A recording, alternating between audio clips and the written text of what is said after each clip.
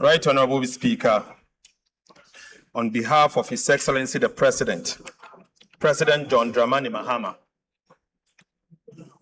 I have the humble duty to present the Media Fiscal Policy Review of the 2026 Budget and Economic Policy of Government.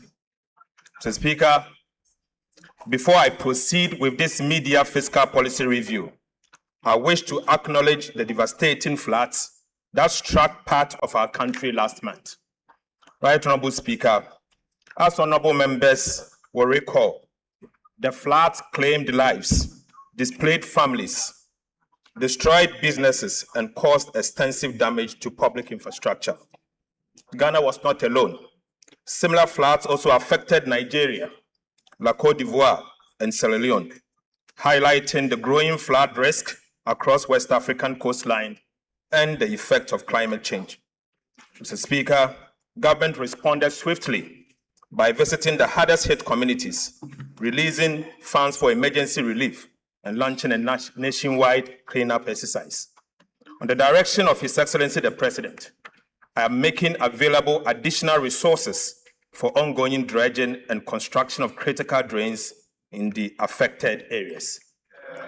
Mr. Speaker, I stand before this House with a deep sense of pride and confidence, born out of strong performance in the last 1.5 years in the management of the Ghanaian economy. Right Honorable Speaker, this confidence is grounded in sound policy, in evidence, in measurable performance, and in credible data, and most importantly, in the lived experience of Ghanaians who endured a profound economic crisis and are now standing on firmer ground. Mr. Speaker, Section 28 of the Public Financial Management Act 2016, Act 921, requires the Minister for Finance to present to Parliament a media fiscal policy review not later than 31st of July of each year. Right Honorable Speaker, I'm here in fulfillment of this legal and constitutional obligation. Mr. Speaker, today, I am not here to seek a supplementary estimate. The 2026 appropriations remains unchanged. Right Honorable Speaker, however, we are undertaking a strategic realignment of expenditures within the existing appropriations. Mr. Speaker, government also affirms the following macroeconomic target for 2026. Overall GDP growth of at least 4.8%. Non-oil real GDP growth of at least 4.9%. Mr. Speaker, NDI inflation of 8% plus or minus 2%. A primary surplus of 1.5% of GDP on commitment basis, and a gross international reserves sufficient to cover not less than 3 months of import.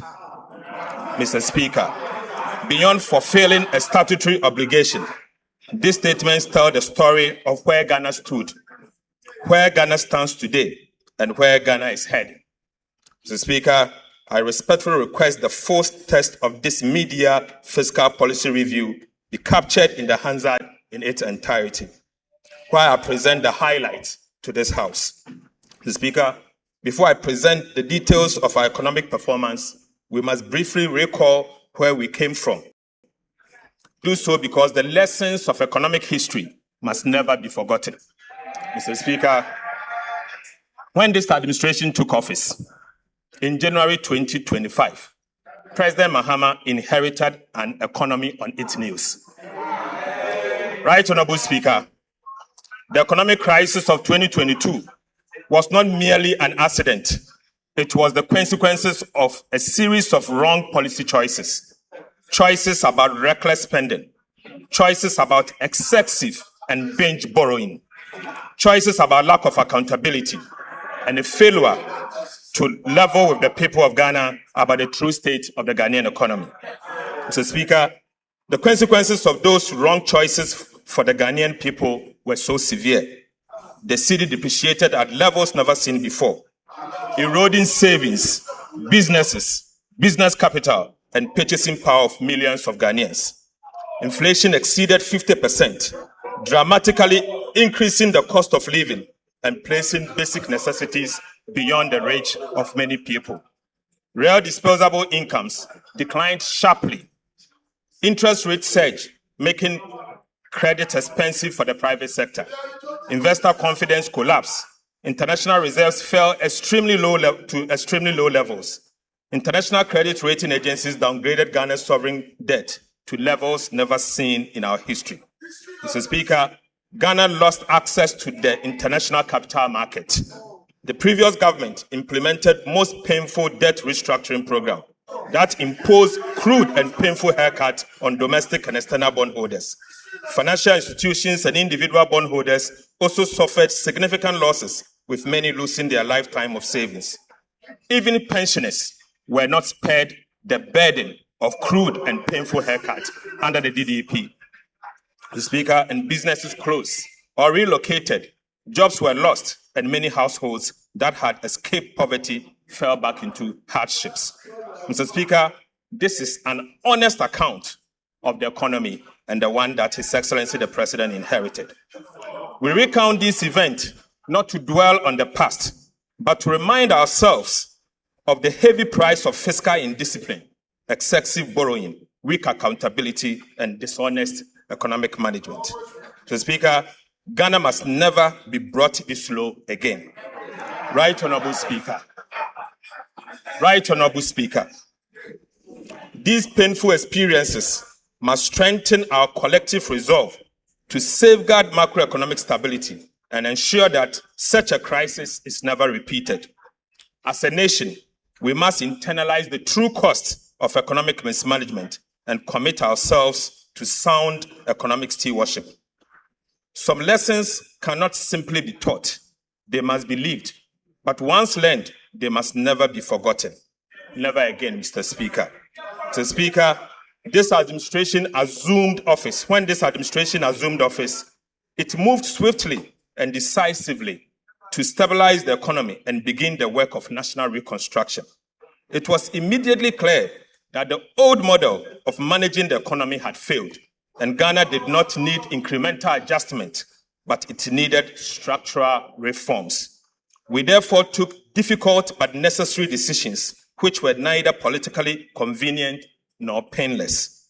These decisions demanded our collective sacrifice, Mr. Speaker, but they were necessary to restore stability and rebuild confidence. Right Honorable Speaker, the progress Ghana is recording today did not happen by chance. Some have suggested that our recent macroeconomic gains are simply the product of good fortune.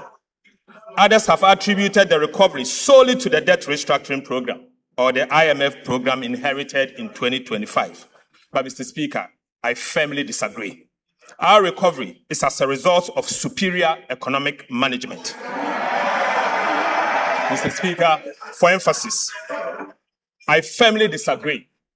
Ghana's recovery is as a result of superior economic management.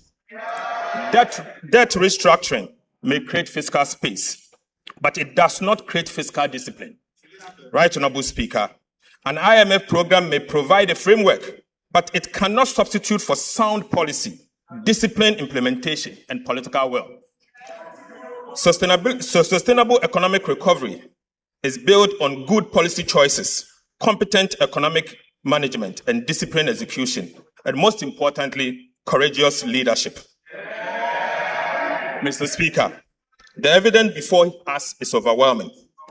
Ghana's recovery has been driven by a deliberate program of economic reforms implemented since President Mahama assumed office in January 2025.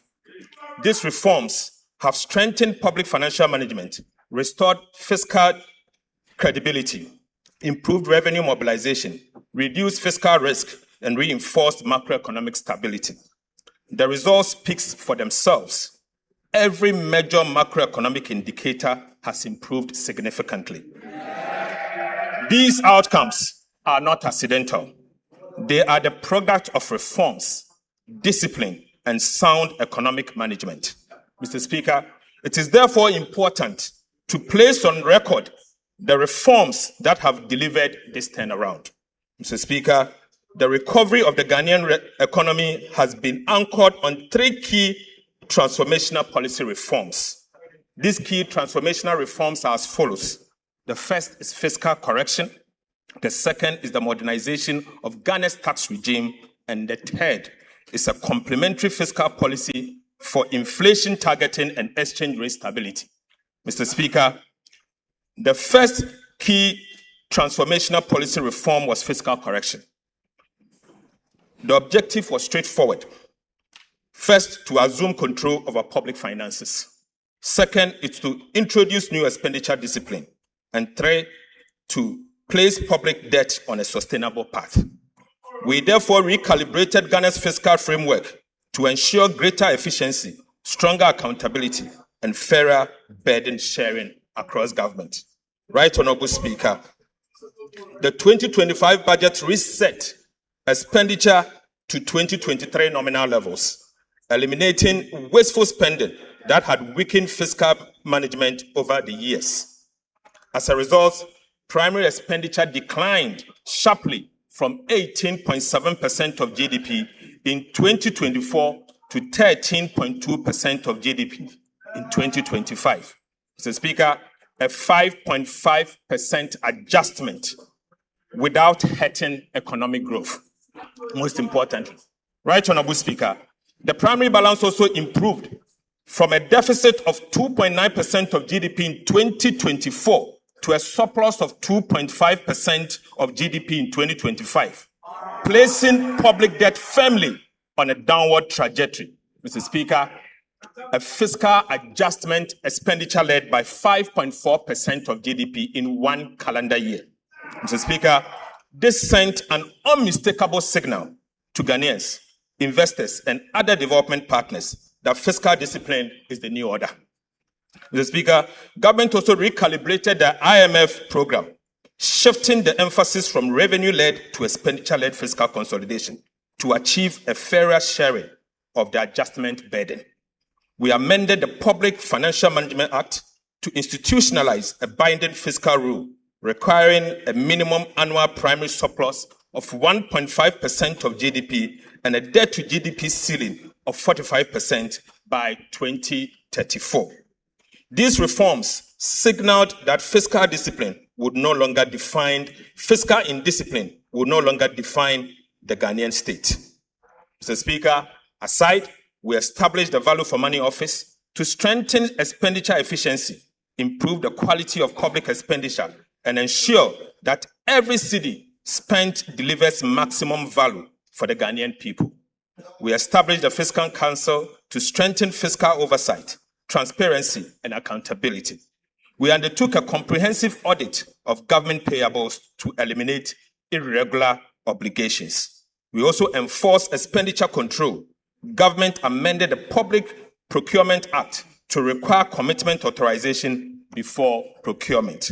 Mr. Speaker, this reform firmly linked procurement to approved budget and restored discipline to public expenditure management across the government. Right Honorable Speaker, for the first time, state-owned enterprises are now bound by the commitment authorization, restraining them from spending beyond their means. Mr. Speaker, over the last 10 years, liabilities of state-owned enterprises have added the equivalent of about 3% of GDP to Ghana's public debt every single year. Mr. Speaker, this occurred because state-owned enterprises failed to honor their contractual obligation, compelling government to assume and settle those liabilities. This contributed to the sharp rise in Ghana's public debt. As a result, Mr. Speaker, the resources that would have financed critical infrastructure were used to pay those SOEs' debt. This is part of the reason why Ghana's debt grew unsustainably without the bridges, roads, or hospitals to show for. Right Honorable Speaker, what is the point of ensuring that ministries and even parliament live within their means if state-owned enterprises are permitted to run up liabilities that the taxpayer are ultimately forced to pay? Mr. Speaker, it is therefore important to recognize that Ghana's debt challenge was driven not only by fiscal deficit, but also by the unchecked accumulation of liabilities by state-owned enterprises. This is precisely why the commitment authorization regime would have been meaninless and ultimately ineffective had state-owned enterprises been excluded from its coverage. Right, Honorable Speaker, we also operationalize the sinking fund to strengthen debt management and demonstrate to government that government is committed to meeting future debt obligation. We restored genuine fiscal decentralization by ensuring that at least 80% of the district assembly's common fund is transferred directly to assemblies to support local development. Right, Honorable Speaker, the number of ministers from 123 at its peak to 60 and reduce the number of ministries from 30 to 23 because, Mr. Speaker, because a leaner government is not merely good politics, but it's also a sound fiscal policy.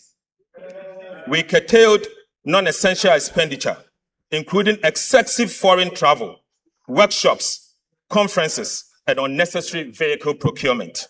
We also discontinued low-impact programs like the Ghana Cares of Atampa and the U-Start to redirect scarce resources to national priorities. Mr. Speaker, the second key transformational policy reform was the modernization of Ghana's tax regime. The objective was very clear. First, to restore investor confidence. Second, to revive private enterprises. Third, to provide a relief to households and businesses, and also to increase domestic revenue through better policy, stronger compliance, and more efficient administration, not through higher tax reforms. We therefore abolished a number of nuisance taxes, including the following: e-levy, betting tax, COVID-19 health recovery levy, emission tax, VAT on motor insurance. Mr. Speaker, for the first time since 2015, we undertook comprehensive VAT reforms, removing distortions, improving efficiency, and strengthening compliance. More importantly, the reforms have left businesses with more working capital to invest, expand, and create jobs. We also introduced a sliding scale royalty regime for gold to ensure that Ghanaian people receive a fairer share of the economic returns from their natural resources. Right, Honorable Speaker, beyond tax policy, we introduced major customs reforms supported by artificial intelligence and other digital technologies to strengthen compliance, reduce leakages, and improve revenue mobilization. Since the introduction of the AI-powered customs reforms, monthly customs revenue has increased by approximately 17%, reflecting stronger compliance, more effective enforcement, and significantly reduced leakages. We also amended the misuse of the tax refund account, ensure that resources intended for legitimate tax refund was no longer used as a slush fund. Mr. Speaker, the results have been remarkable. Despite abolishing multiple taxes and introducing no new tax handle, non-oil tax revenue increased by 0.5% of GDP, from 12.6% of GDP in 2024 to 13.1% of GDP in 2025. Mr. Speaker, simply put, government collected more taxes in 2025, even after abolishing the nuisance taxes, including the e-levy. Right, Honorable Speaker, the lesson here is simple. Better policy, stronger compliance, and smarter administration will always deliver more sustainable revenue than higher taxes. Mr. Speaker, the third key transformational policy reform was the introduction of a complementary fiscal policy to support inflation targeting, ensuring exchange rate stability, and building external resilience. Central to this reform was the establishment of the Ghana Gold Board to curb gold smuggling, formalize the gold trade, and ensure that a greater share of Ghana's mineral wealth benefit the Ghanaian people. Through this intervention, Ghana generated an additional 15 billion United States dollars in foreign exchange inflows from gold, significantly strengthening reserve accumulation and supporting exchange rate stability. This single policy measure improved Ghana's current account balance by 6.4 percentage points from a surplus of 1.9% in 2024 to 8.3% in 2025. Mr. Speaker, this represents a 4 times increment of the current account surplus in just 1 calendar year. Mr. Speaker, this was not simply a gold policy. This was a macroeconomic stabilization policy designed to strengthen the city, build external buffers, and restore confidence in the Ghanaian economy. To reinforce these gains, government developed and is implementing the Ghana Accelerated National Reserve Accumulation Policy, GANRAP, with the objective of increasing Ghana's international reserve to the equivalent of 15 months of import cover by end of 2028. In a landmark initiative, Mr. Speaker, government has also reached agreement with large-scale mining companies to purchase 30% of their annual gold production for refinery by local refineries, strengthening domestic value addition and supporting reserve accumulation. Government further amended the Bank of Ghana Act to make inflation targeting a shared responsibility between the Ministry of Finance and the Bank of Ghana, ensuring stronger coordination between fiscal and monetary authorities. Mr. Speaker, economic reforms must ultimately be judged by their outcomes. I now turn to the evidence of what these key transformational policy reforms have delivered for the people of Ghana. Mr. Speaker, the results of the last 8 months demonstrate that disciplined policies, competent economic management, and consistent implementation delivers tangible results. Real GDP growth grew by 6.0% in 2025, the fastest pace of economic expansion since 2019. Instructively, Mr. Speaker, non-oil GDP grew by 7.6% in 2025, the highest rate in 14 years, demonstrating that Ghana's recovery extends well beyond favorable commodity prices. Mr. Speaker, the momentum has continued into 2026. Real GDP growth reached 6.4% in the first half, exceeding expectations. Mr. Speaker, for the first time in our nation's history, the size of Ghana's economy exceeded $100 billion, firmly establishing Ghana as a major emerging market economy. Ghana's per capita income increased by more than $850 in just 1 year. Mr. Speaker, rising from $2,527 in 2024 to $3,385 at the end of 2025. This is the highest per capita income ever recorded in our country's history. It is therefore not surprising that Ghana is now recognized as the 8th largest economy in Africa. Mr. Speaker, these are not mere statistics. They represent higher incomes, stronger businesses, greater opportunities, and an economy with an enhanced capacity to invest in its people. The labor market is also improving. Unemployment rate declined from 13.7% during the first 3 quarters of 2024 to 12.8% over the same period in 2025. Multidimensional poverty, which measures deprivation across living conditions, education, health, and employment, declined from 24.9% in Q3 of 2024 to 21.9% in Q3 of 2025. Mr. Speaker, this simply means that about 950,000 Ghanaians moved out of the multidimensional poverty in just 1 year. Mr. Speaker, behind these statistics are the hundreds of thousands of families who now enjoy better living conditions and greater hope for the future. Right, Honorable Speaker, inflation perhaps tells the clearest story of all. Inflation declined from 23.8% in December 2024 to 5% 5.4% at the end of 2025 and remained low at 5.3% in June 2026. Fiscal performance has also exceeded expectations. The primary balance on commitment basis recorded a surplus of 2.5% of GDP as at the end of 2025.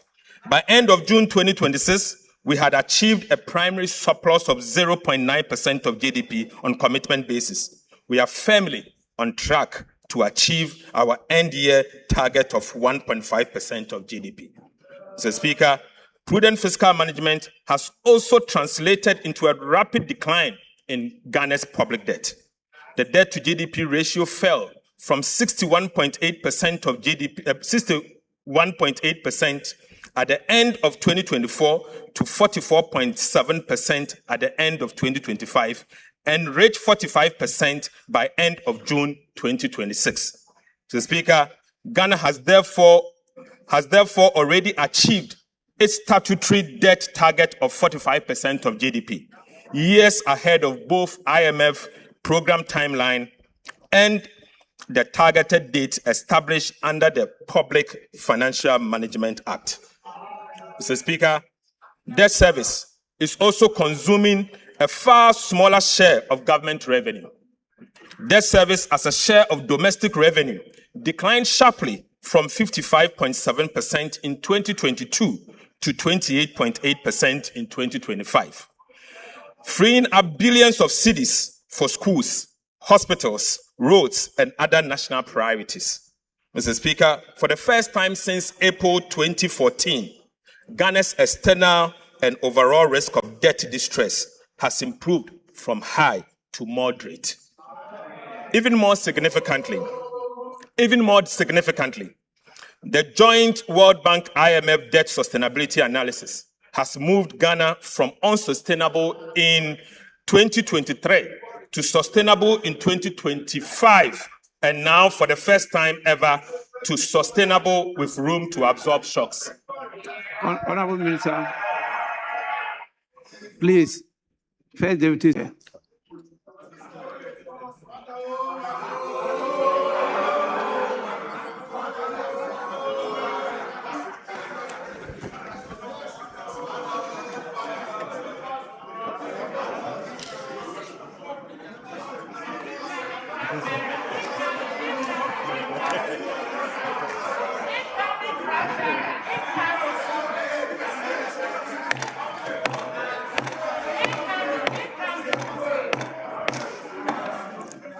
Finance Minister, you may continue.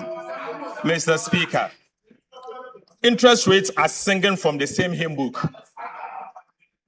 The 91-day Treasury bill rate, a benchmark for the cost of short-term borrowing in Ghana, declined from 11% in December 2025 to 5.73% in June 2026, representing a 536 basis point reduction. The 182-day Treasury bill rate also fell from 12.52% to 7.69%, down by 483 basis points. Mr. Speaker, similarly, the 364-day Treasury bill rate from 12.94% to 12.82%, a 12 basis point decline. And across the entire yield curve, average decline was 344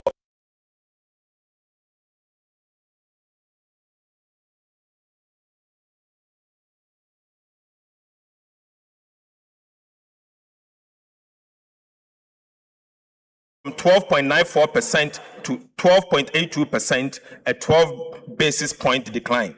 And across the entire yield curve, average decline was 344 basis points.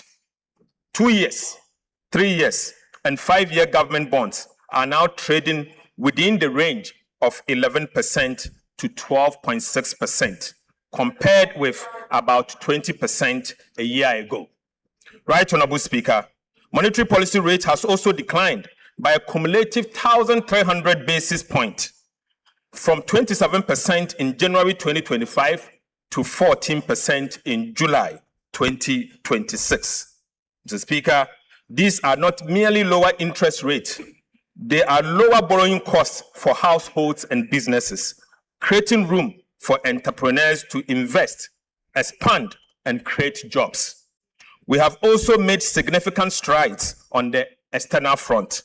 The current account recorded a surplus of 8.3% of GDP in 2025 and has remained strong through the first half of 2026. The cedi appreciated by 40.7% against the United States dollar in 2025, reversing years of sharp depreciation and restoring confidence in the Ghanaian economy.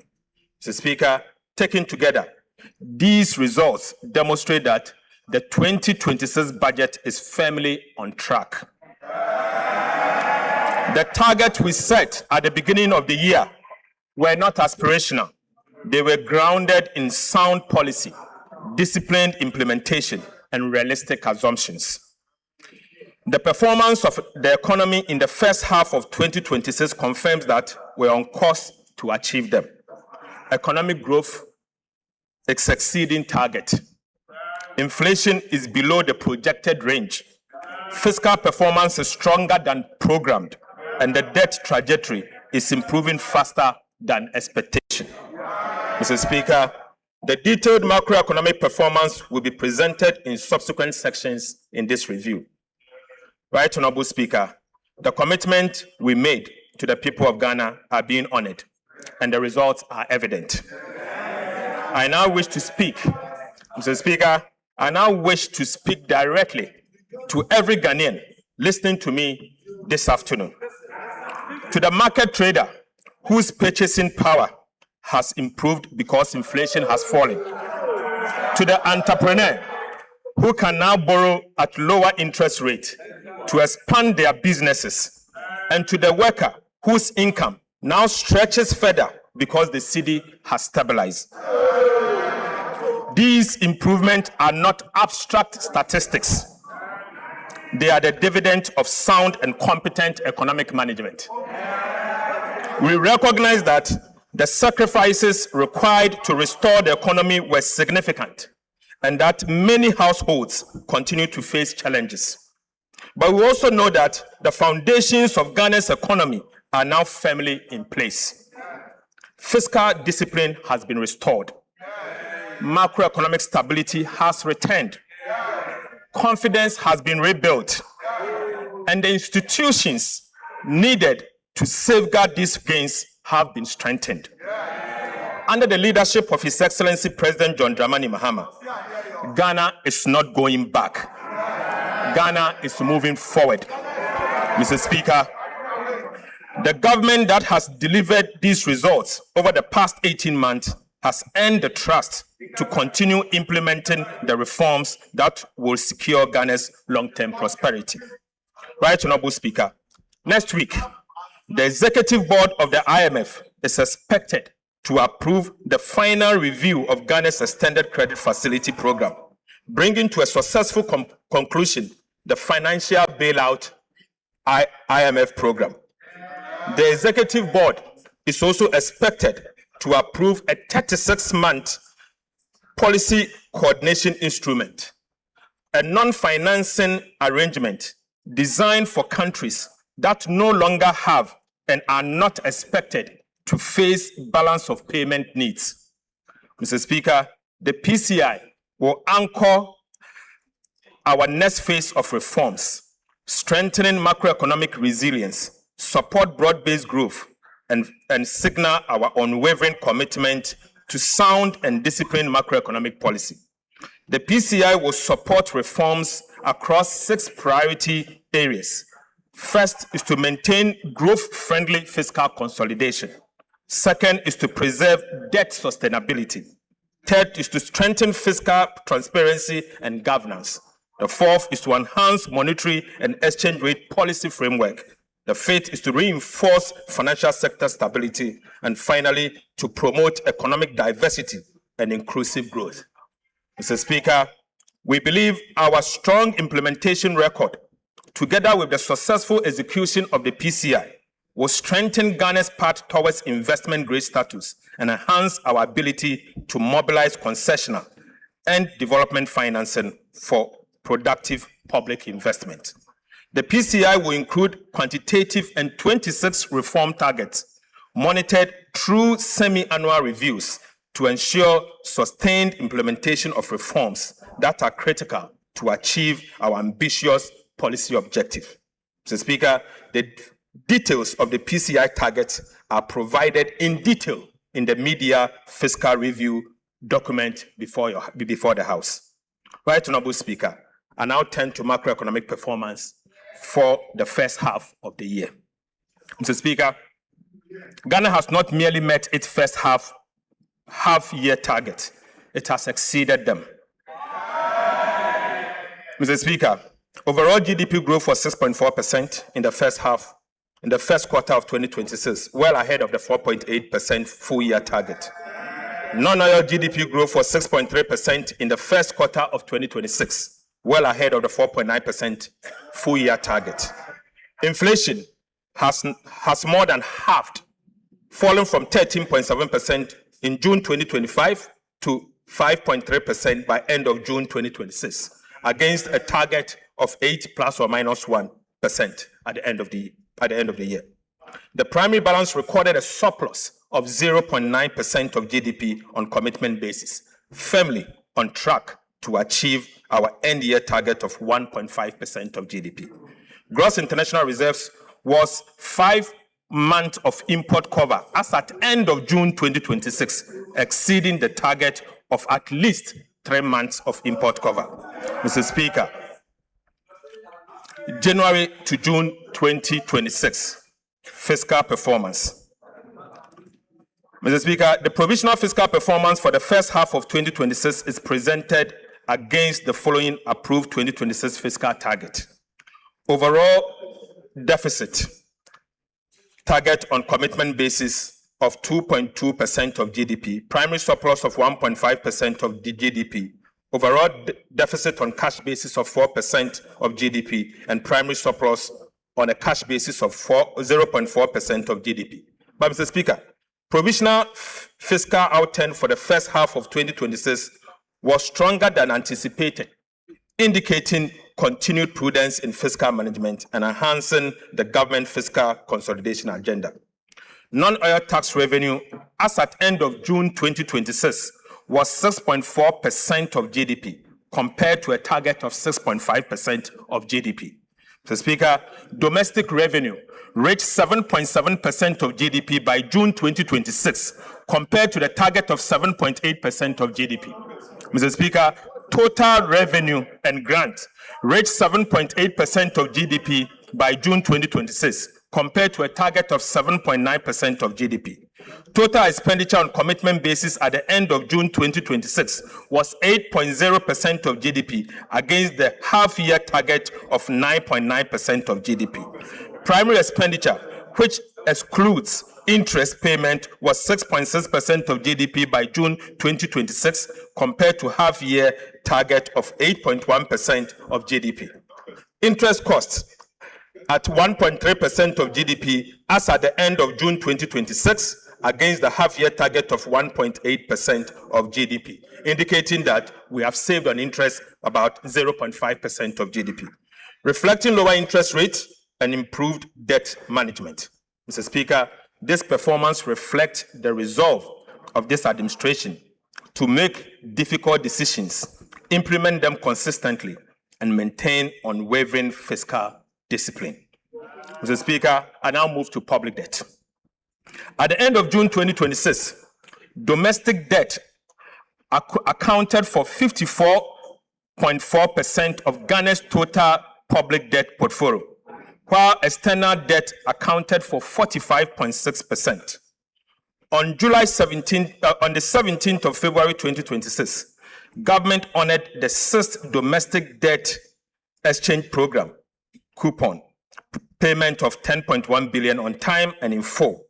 Mr. Speaker, the 7th DDEP coupon payment of 10.8 billion cedis falls due on the 18th of August 2026.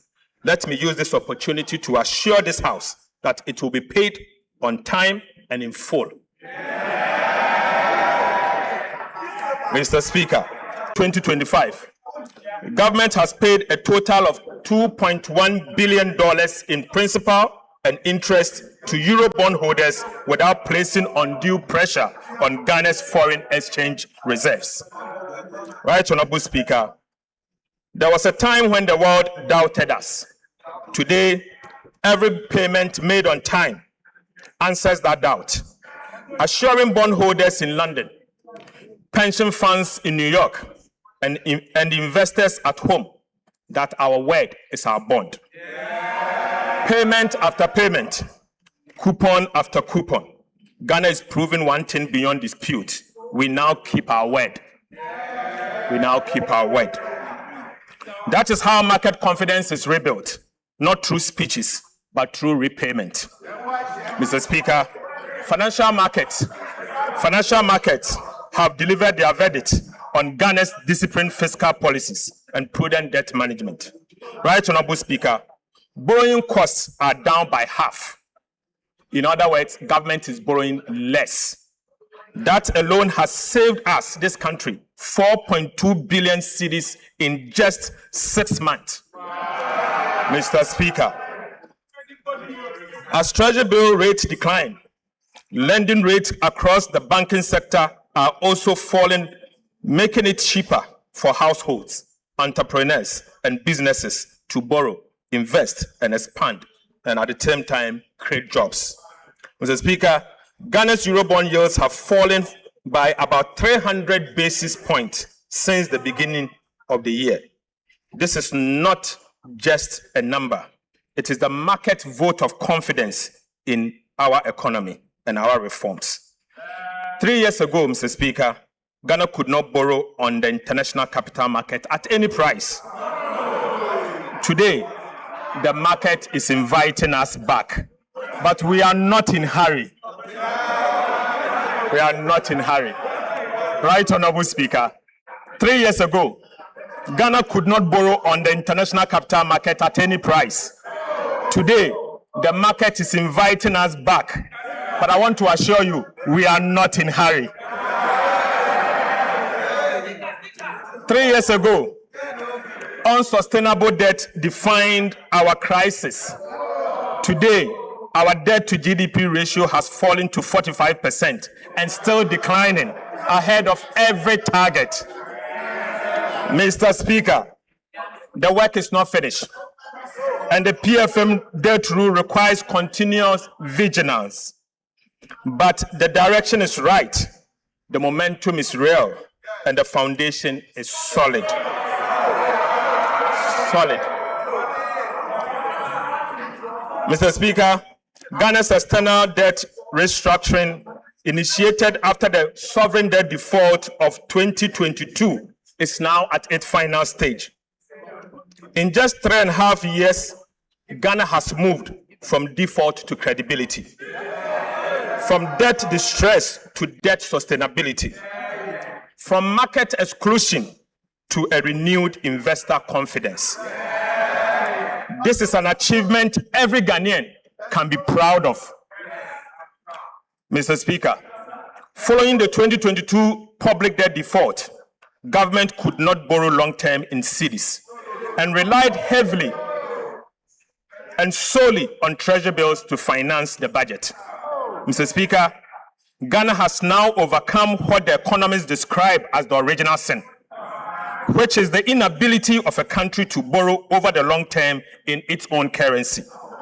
Mr. Speaker, 3 years restriction on new cedi bond issuance introduced as a result of the debt default caused this original sin. Mr. Speaker, in April 2026, Ghana successfully raised $2.7 billion through its first 7-year cedi-denominated bond since the 2022 debt default. This marks an important step in rebuilding the domestic bond market and restoring long-term financing in our own currency. This further demonstrates that Ghana has regained the ability to mobilize long-term financing in its own currency for development.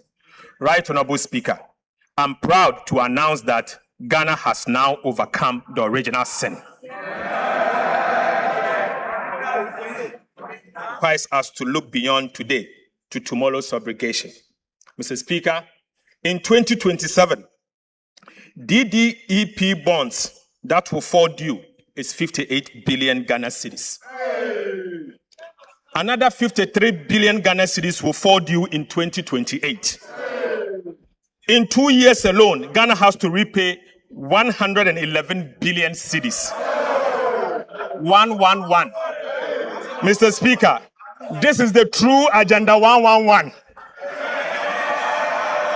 Right, Honorable Speaker? This is the true Agenda 111 Ghana must deal with. Why? Because the DDEP was not designed to solve Ghana's problems. Mr. Speaker, let me take this again. This is the true Agenda 111 Ghana must deal with. Why? Why? Because the domestic debt exchange program was not designed to solve Ghana's debt problems. It was designed to postpone it deliberately, knowingly, and cynically, unfortunately. Mr. Speaker, its architect mortgaged tomorrow to survive today. Mr. Speaker, they had a duty to fix the roof. Instead, they moved the leak to another room and declared the house repaired. Right, Honorable Speaker? Meeting obligations of this magnitude requires advanced planning, not last-minute scrambling. This is precisely why this government has strengthened the sinking fund to set aside money to repay future debt obligations that we inherited. Right, Honorable Speaker? Under the 2026-2029 medium-term debt management strategy, we pledge that 7% of non-oil tax revenue, together with proceeds from domestic bond issuance, will go into the sinking fund as a war chest for the 2027 and 2028 maturities. Mr. Speaker, I'm proud to report that today, I can report to this House that as of 22nd of July, yesterday, the war chest holds 15.6 billion Ghana cedis. Mr. Speaker, we are on course to accumulate 30 billion cedis in the sinking fund by the end of the year 2026. Right, Honorable Speaker, for your information, this will be enough to repay the 30 billion domestic debt exchange program debt that will fall due in February 2027. Mr. Speaker, brick by brick, city by city, we are building the wall that will meet the wave so that when 2027 and 2028 comes, Ghana will not scramble. Ghana will simply pay back this debt.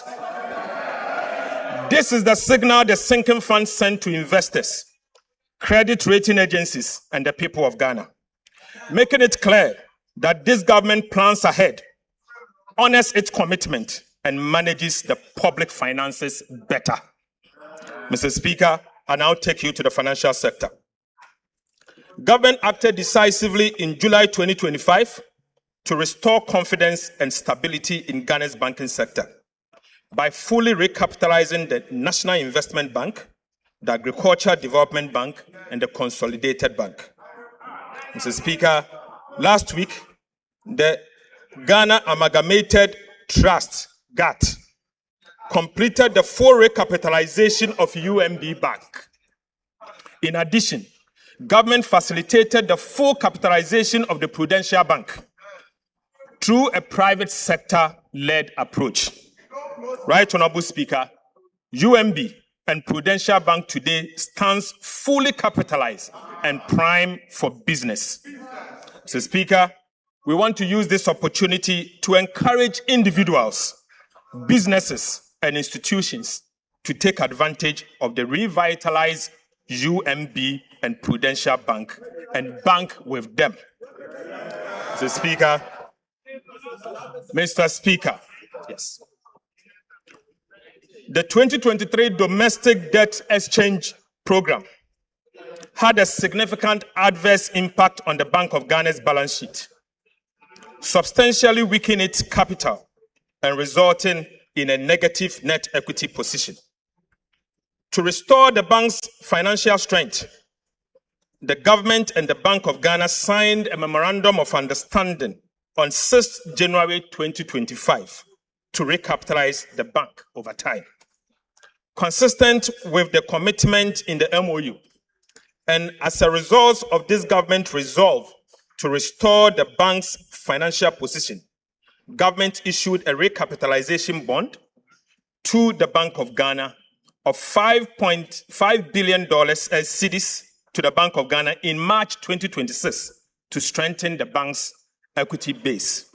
Mr. Speaker, going forward, the government of Ghana will make annual provision to capitalize the Bank of Ghana until the bank's equity is fully restored, in accordance with the Bank of Ghana Amendment Act 2025, Act 1158. Mr. Speaker, whilst government is helping to restore the Bank of Ghana's capital, the bank itself will undertake a comprehensive operational efficiency review to reduce costs, strengthen financial management, and rebuild its long-term financial sustainability. Mr. Speaker, to implement the Ghana Accelerated Reserve Accumulation Policy, government has significantly reduced the cost of the program from an average of 14.5% of gold purchase to 5%. Mr. Speaker, government is bearing the cost of the program and has accommodated 5 billion cedis in the 2026 budget within the same appropriations.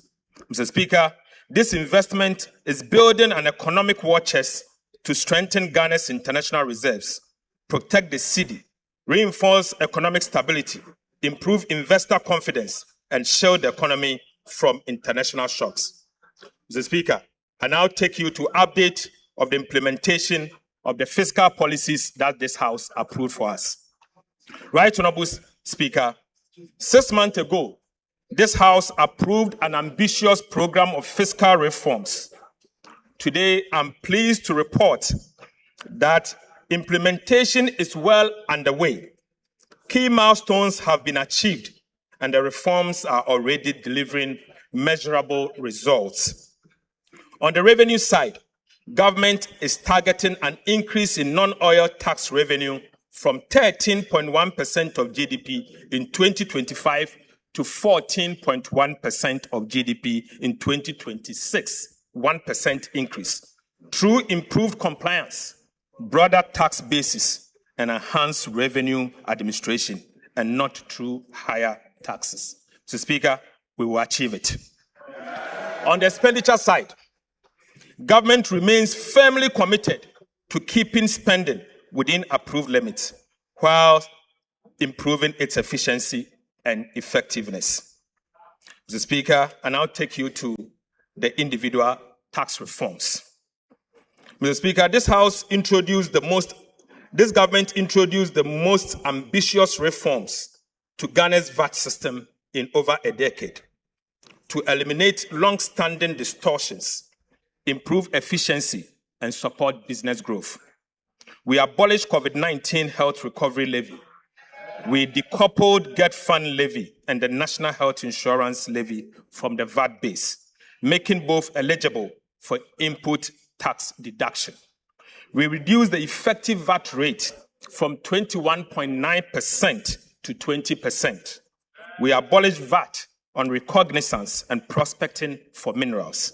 We raised VAT registration threshold from 200,000 to 750,000, relieving thousands of micro and small businesses of the obligation to register for and charge VAT. And we extended the zero rating of locally manufactured textiles to 2028. Right, Honorable Speaker, these reforms have simplified VAT systems, removed distortions, lowered the tax burden, and strengthened the foundation for improved compliance. Mr. Speaker, reforming the tax law was only the first step. Government is now leveraging technology to transform revenue administration and improve compliance. The cross-border technology solution for collecting VAT from non-resident platforms was successfully piloted in April 2026. The pilot confirmed that the system is functional, stable, secure, and compliant with regulatory requirements. Government is now moving decisively to secure the necessary regulatory approval for its nationwide rollout. Upon full deployment, Mr. Speaker, the system is projected to generate about 2.3 billion Ghana cedis in its first full year of operation, with revenue expected to grow by about 20% annually. Mr. Speaker, this is sustainable revenue without increasing tax rates. It simply ensures that cross-border digital platforms earning income from Ghanaian customers pay their fair share of taxes. Mr. Speaker, government is also rolling out fiscal electronic devices to strengthen VAT compliance and improve the monitoring of taxable transactions. The pilot phase is at an advanced stage. To encourage participation and improve compliance, government will also introduce the VAT reward scheme, under which customers who obtain valid VAT invoice will qualify for periodic reward. This will actively involve every Ghanaian in protecting the nation's tax base. Mr. Speaker, this is how a tax culture is built, not through fear, but through participation, transparency, and reward. Right, Honorable Speaker, the concept of fiscal electronic device was first proposed by the previous NDC administration in 2026. But, Mr. Speaker, the previous NPP administration deserves commendation for enacting the necessary enabling legislation. Mr. Speaker, the Taxation, the Use of Fiscal Electronic Device Act 2018, Act 999, laying an important legal foundation for this reform. Mr. Speaker, 8 years on, this government is taking the decisive step of implementing the reforms.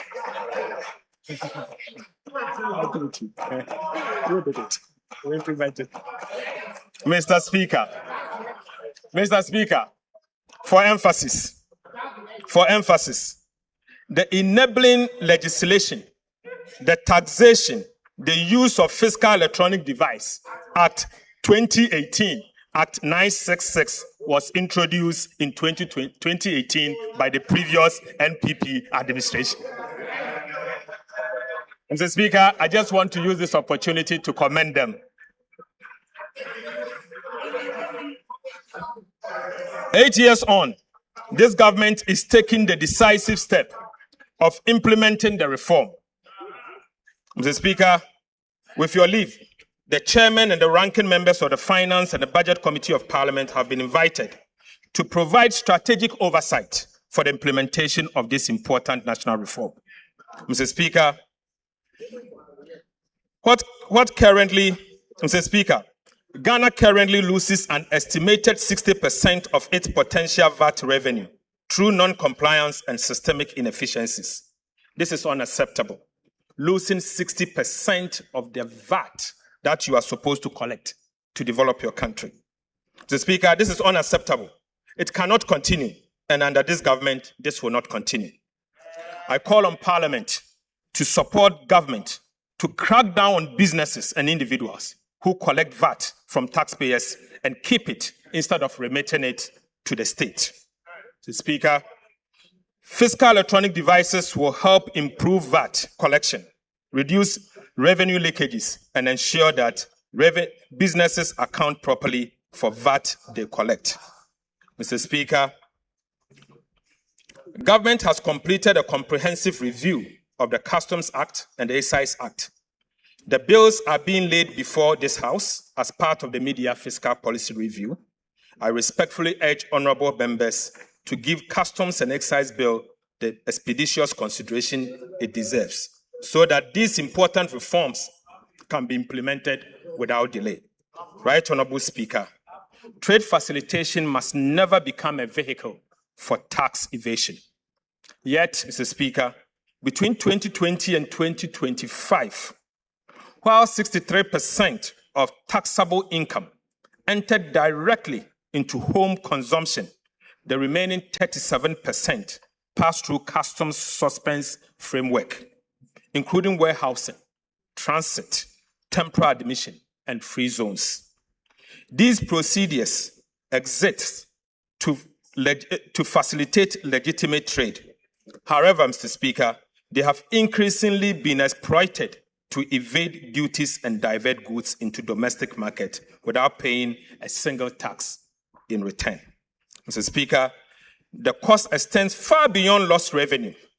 Honest Ghanaian businesses and manufacturers are being forced to compete with imported goods that entered the domestic market through tax evasion. Mr. Speaker, this is not fair competition.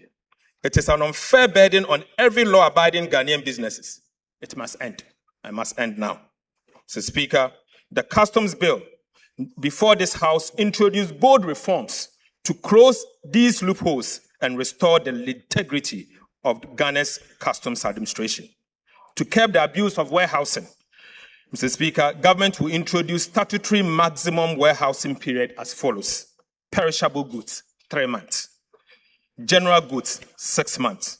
Raw materials, 12 months. Re-warehousing, Mr. Speaker, will be restricted to a maximum of 6 months, ending the practice of rolling warehousing.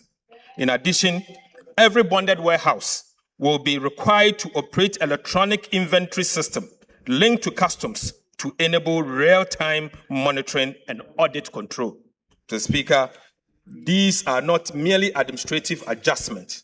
They are structural reforms designed to accelerate revenue collection, reduce port congestion, improve compliance, and provide greater certainty for legitimate businesses. Government is also introducing the first port duty rule. Under this reform, Mr. Speaker, duties and taxes on goods declared for transit will become due at the first port of entry, removing one of the biggest avenues for false declaration and revenue leakages. Mr. Speaker, this simply means, Mr. Speaker, if you are to bring in something and you are to inform the customs official that the goods is destined to say Burkina Faso customs will be at the Tema port to collect their taxes before you move. This will end the practice of a punchy break. Mr. Speaker, Right Honorable Speaker, appropriate customs to customs arrangement with destination countries will ensure that legitimate transit trade continues seamlessly whilst protecting Ghana's revenue. Right Honorable Speaker, Free Zones regime was established to promote export-led industrialization, not to serve as a duty-free trading and storage hub. Unfortunately, over the time, that objective has been undermined by abuse of the regime and weak controls over the use of raw materials. Ghana's free zones will once again serve their original purpose, build domestic industry, expand export, and create quality jobs for Ghanaians. Mr. Speaker, government will also strengthen import declaration and valuation by mandating the use of appropriate tax identification number for all importers. Mr. Speaker, downstream petroleum operations have for too long operated with fragmented controls and weak integration into customs systems. Mr. Speaker, bunkering and ship stores regime have consequently become vulnerable to diversion, under declaration and smuggling. This economy can no longer afford these leakages. Mr. Speaker, government would therefore enforce the statutory requirement for bank guarantee on the lifting of refined petroleum products and require product movement to be undertaken by only through approved pipelines and electronically tracked distribution system. Mr. Speaker, government will also remove the tax exemption on bunkering services in line with international practice to curb smuggling, strengthen compliance, and protect much needed revenue. Right Honorable Speaker, I now take you to excise duties. The evidence for reform is equally compelling in the area of excise duties. Analysis of wine and spirit imported between 2023 and 2025 shows a taxable revenue of over 5 billion Ghana cedis. However, about 78%, worth 4 billion Ghana cedis, entered customs procedures such as warehousing and transit. In other words, almost 4 out of every 5 cedis of the potential excise tax based on wine and spirit escaped the tax net. Mr. Speaker, only 1 cedi out of every 5 cedi was subjected to excise duty. That is neither efficient nor sustainable, and this must change. The excise duty bill before this House introduced a comprehensive package of reforms to close these leakages. So, Speaker, we will crack down this leakage.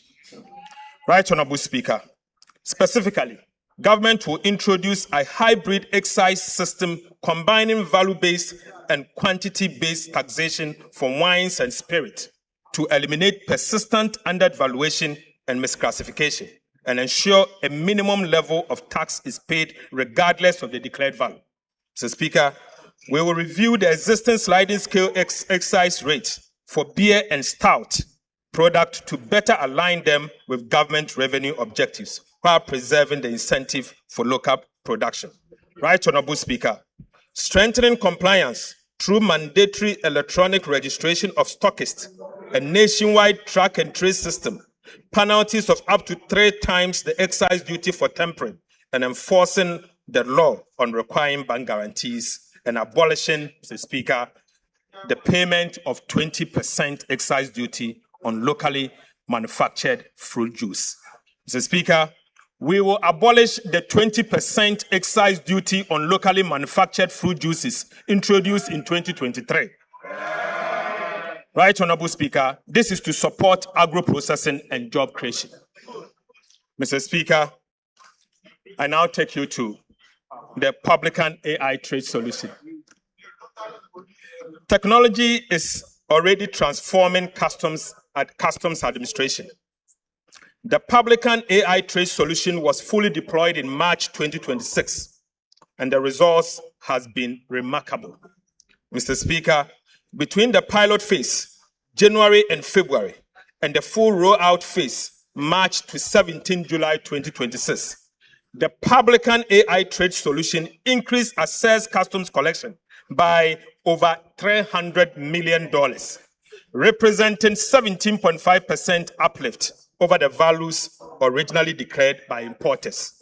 Mr. Speaker, Publican increased the aggregate declared costs, insurance and freight value of imports by approximately 6.3%, but increased the assessed collection by 17.5%. Since deployment, Mr. Speaker, the system has analyzed approximately 366,000 import declarations, nearly 1 in every 4, representing 24%, triggered more than 1 valuation risk indicator, requiring further review by customs officials. Before the deployment of the Publican AI, many of these declarations would have been cleared without scrutiny, leading to substantially revenue losses. Mr. Speaker, the positive impact on customs revenue collection has been massive. Mr. Speaker, in March 2026 alone, Publican increased the assessed collection by 73.44 million United States dollars, representing an uplift of 25.7%. Mr. Speaker, this was followed by additional assessed collection of 51.63 million in April 2026, 72.5 million in May, and 55.82 million in June, and 35.17 million for the first 17 days of July.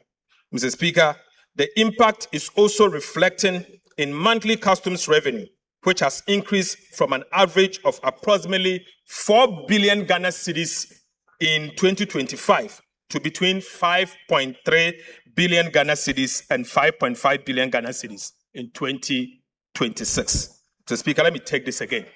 In 2024, an average monthly customs collection was 4 billion Ghana cedis. Today, the average monthly customs collection has moved to 5.3 billion cedis to 5.5 billion Ghana cedis. Despite the significant appreciation of the cedi and no major increase in volumes, Mr. Speaker, I have included some of the cases identified by the publican system in the media review document. Mr. Speaker, it is mind-blowing. Right, Honorable Speaker, in each instance, the declared value was only a fraction of the value assessed by the AI publican system. Mr. Speaker, I now give you update on expenditure measures. Mr. Speaker, government is proposing further reforms to the public procurement, Mr. Speaker, in 3 different areas. First, the first reform is shortening procurement lead times. Mr. Speaker, the second reform is to limit the use of single source procurement. And the third is to tighten restricted tendering. Right, Honorable Speaker, government will shorten procurement timelines. The lead time for national competitive tendering for goods will be reduced from 23 weeks to 8 weeks. Mr. Speaker, international competitive tendering for works will be reduced from 27 weeks to 14 weeks. Mr. Speaker, competitive tendering must remain the norm. Restricted tendering and single source procurement must be the exception. Government will therefore tighten the rules governing these exceptional procurement methods, strengthening oversight and improve accountability to ensure greater transparency and better value for money. Single source procurement will be permitted only in genuine exceptional circumstances, such as emergencies, national security, or where only one supplier is capable of delivering the required goods, works, and services. Right, Honorable Speaker. Urgency arising from poor planning will no longer be treated as an emergency. Government will also strengthen accountability by introducing sanctions for approvals granted in breach of the Public Procurement Act. Mr. Speaker, these reforms will speed up project delivery, strengthen competition, improve value for money, and reduce opportunities for procurement abuses. Right, Honorable Speaker, I now take you to flood response and mitigation measures. Mr. Speaker, following the widespread flooding that affected Greater Accra and other parts of the country in June 2026, government sought parliamentary approval to draw 350 million from the contingency fund to finance emergency response intervention. On the 30th of June 2026, the Finance Committee of Parliament, acting under Article 1771 of the Constitution, approved the request. However, Mr. Speaker, government was unable to access the funds because the contingency fund was subject to a garnishee order issued by the Accra High Court. Mr. Speaker, given the urgency of protecting lives, providing humanitarian relief to affected communities, and restoring critical infrastructure, government reallocated 350 million from the contingency vote under the control of the Minister of Finance in the 2026 budget to the Disaster Management Committee under the Ministry of Interior to finance the emergency responses. Mr. Speaker, to strengthen flood mitigation efforts across the country, government also reallocated 226 million within the budget of the Ministry of Works and Housing and Water Resources to implement additional flood control and mitigation measures. Mr. Speaker, government is committed to improving urban mobility and providing safe, reliable, and affordable public transport for Ghanaians. To this end, government is reallocating 400 million Ghana cedis for the acquisition of high occupancy buses to strengthen the fleet of state-owned transport companies, including Metro Mass Transit and the State Transport Company. Mr. Speaker, this intervention will expand public transport capacity, particularly along high-demand urban and intercity routes, reducing long passenger queues during peak hours, and provide commuters with more reliable and efficient alternative to private vehicles. Mr. Speaker, I now take you to the update on key policy initiatives that this House approved. Right, Honorable Speaker, I now report on the implementation on some of the government key policy initiatives during the first half of 2026. First, Mr. Speaker, Ghana's crude oil production declined sharply from 71.4 billion barrels in 2019 to about 36 million barrels in 2025. To reverse this decline, government has introduced investor-friendly reforms that have already secured more than $3.5 billion in new investment commitment from the Jubilee and OCTP partners. Right, Honorable Speaker, these reforms are already delivering results. Oil production has exceeded expectation this year, with Jubilee increasing from a projected 68,000 barrels to about 95,000 barrels per day. Mr. Speaker, while Sankofa is now producing about 28,000 barrels per day. Mr. Speaker, gas production has also increased from 245 million to about 282 million standard cubic feet per day.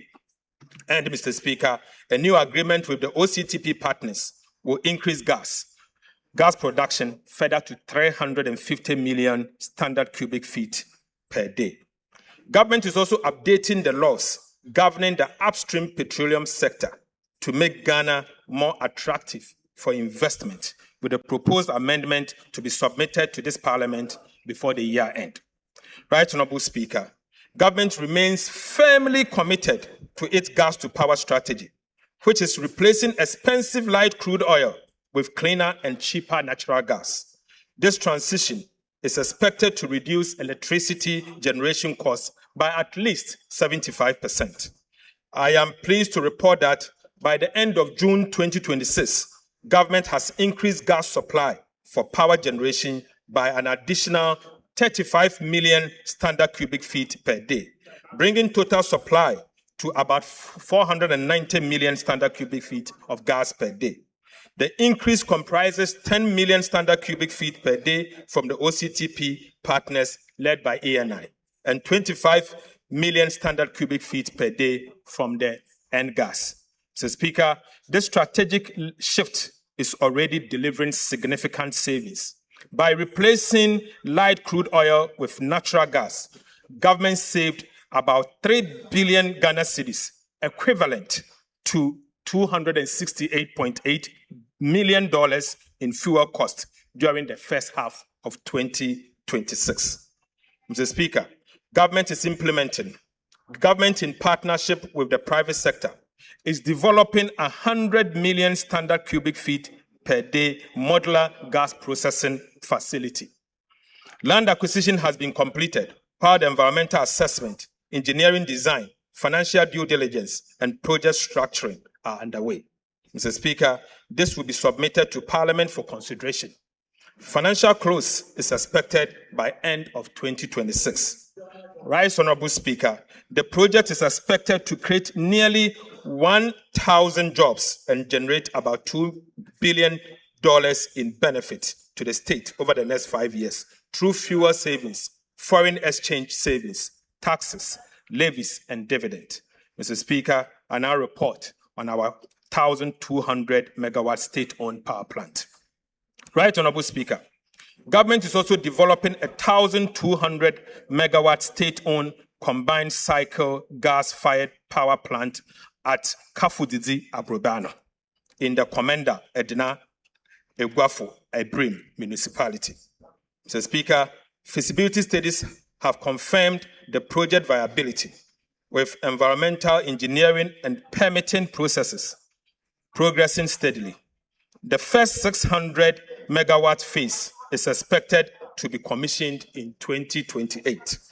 Right, Honorable Speaker, to reduce costs, government secured the gas turbines directly from GE Vernova, achieving savings of between 35 and 45% compared with third-party procurement. Right, Honorable Speaker, the project will lower electricity generation costs, help reduce electricity tariff by 10 to 20%, and create more than 2,000 direct and indirect jobs during the first phase. Mr. Speaker, I now take you to the big push.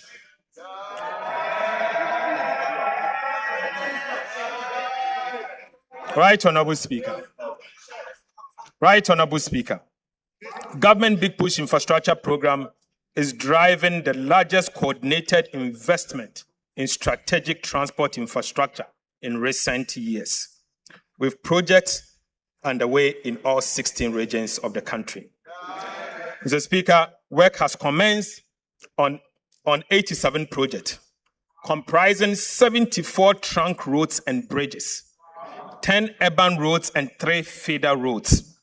Mr. Speaker, by end of June 2026, 13 projects had reached at least 50% completion, including 6 projects that had exceeded 75%, while a further 15 projects had progressed beyond 25% completion.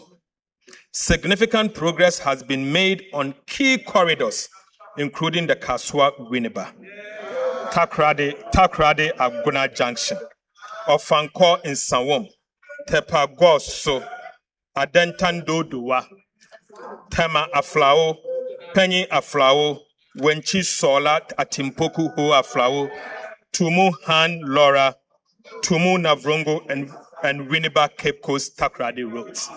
Right, Honorable Speaker. The construction of the Swami Interchange Phase 2, the Sunyani, Tamale, and Kumasi Outer Ring Road are progressing. Mr. Speaker, feeder road projects in the Eastern Volta region are also improving access to farming communities and market access. During the second half of the year, government will fast-track project nearing completion. Mr. Speaker, improve contractor performance and remove bottlenecks to ensure they are completed on time. Right, Honorable Speaker, I take you to the Accra-Kumasi Expressway. Mr. Speaker, the Accra-Kumasi Expressway remains the flagship under the Big Push program. It involves the construction of 176-kilometer, 6-lane bi-directional expressway linking Ghana's 2 largest commercial cities. When completed, Mr. Speaker, the expressway will reduce travel time between Accra and Kumasi to about 2 hours, improve road safety, ease congestion, lower transport costs, and feature modern interchanges, bridges, intelligent transport system, electronic tolling, emergency response facilities, and rest spots. Mr. Speaker, government has made substantial progress in the project preparation.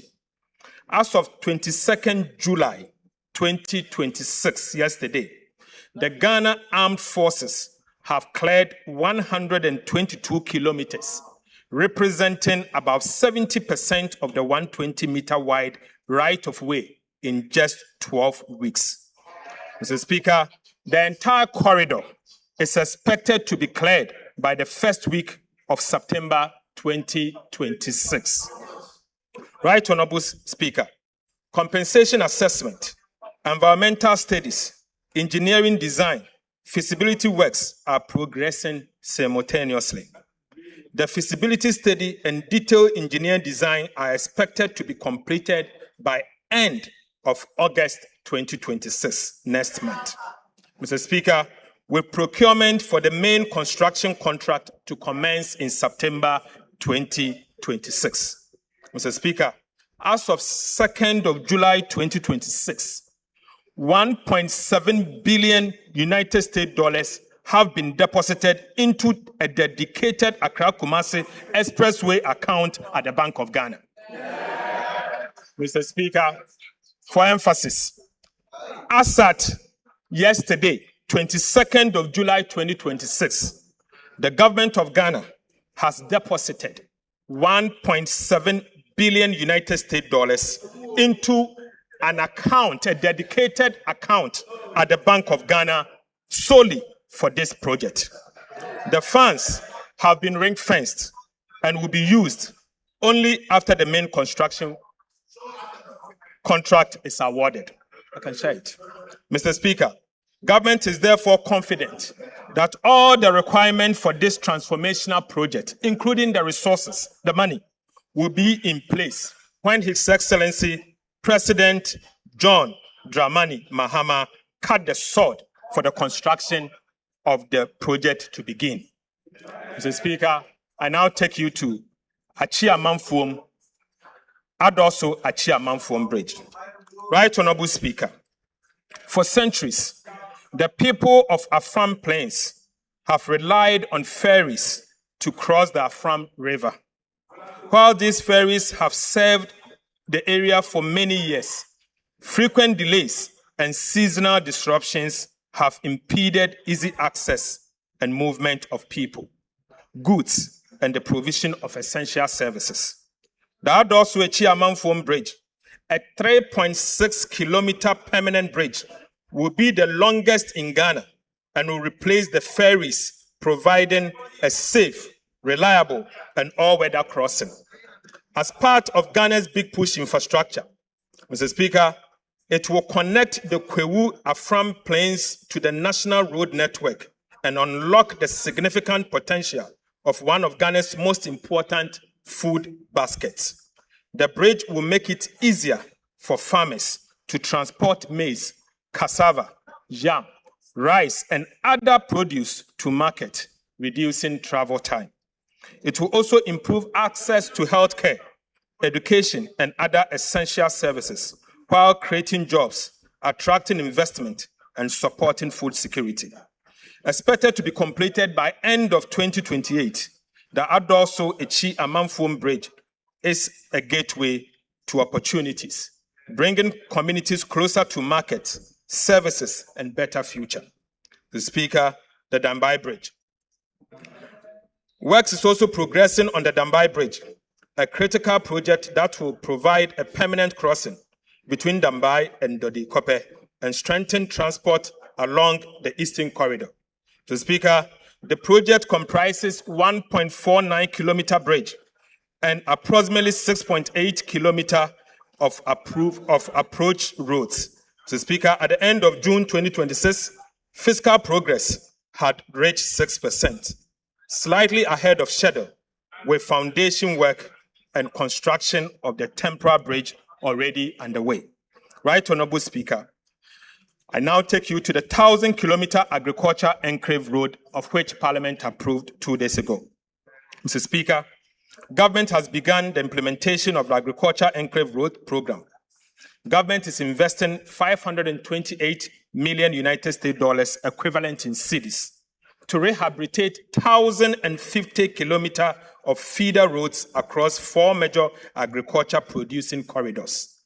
Mr. Speaker, upon completion, the project is expected to rehabilitate 1,050 kilometers of feeder roads, ensure 100% of rehabilitated roads are maintained under performance-based contract, expand the National Road Asset Management Database to achieve 100% coverage, create approximately 25,000 direct and indirect jobs, including at least 7,500 jobs for women, and reduce travel time by over 40% on paved roads and 30% on unpaved roads.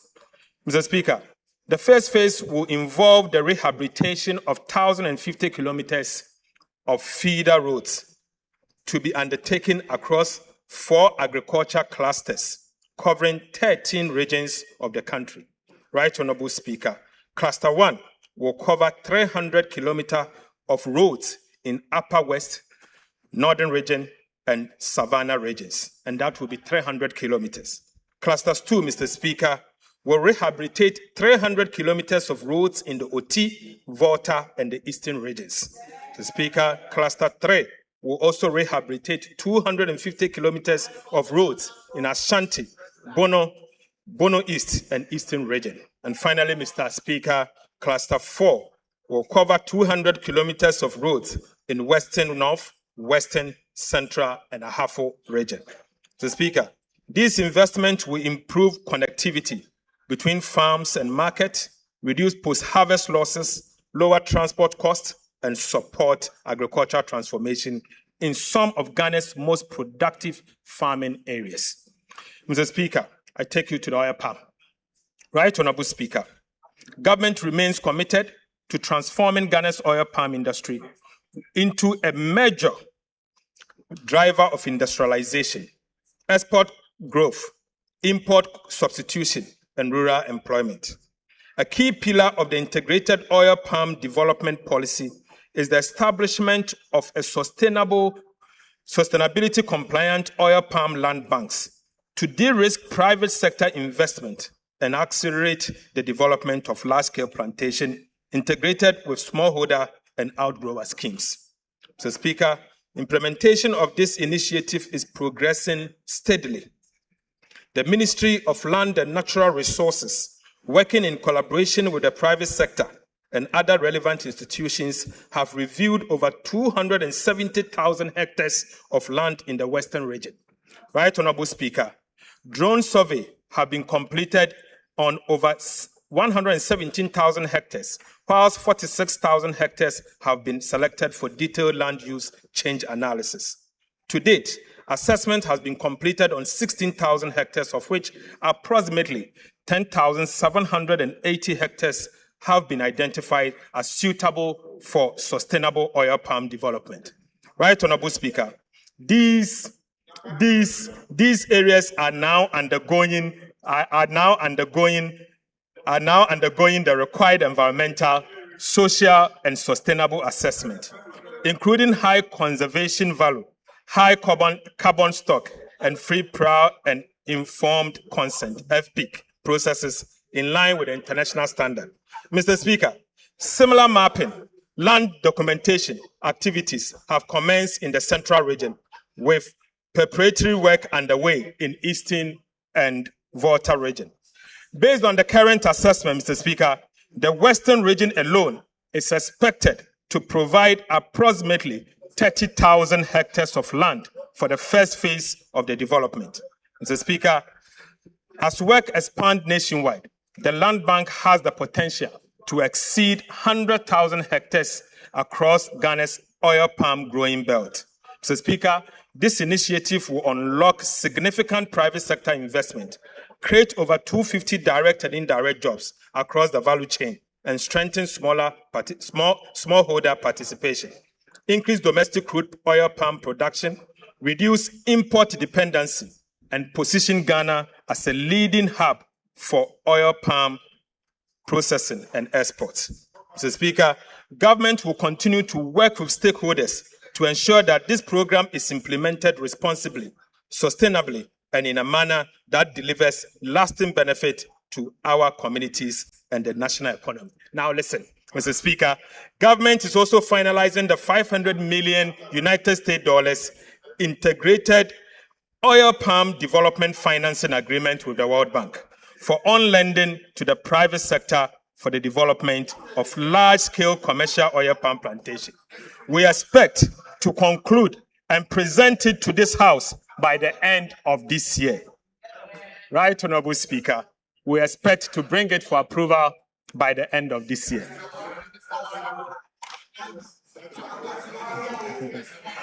Right, Honorable Speaker, as part of Government Feed Ghana program, we have commenced the establishment of the 50 farmer service centers across the country to improve farmers' access to mechanization and extension services.